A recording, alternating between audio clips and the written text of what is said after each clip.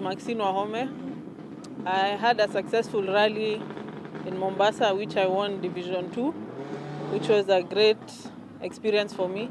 I've done a few adjustments to the car, which I'm testing out this autocross.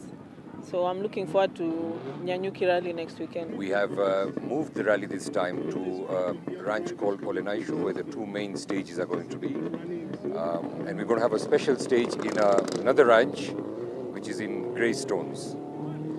We have moved the start of the rally to the service park, where the special stage is also located. And the reason we've gone from our traditional service park is because of COVID.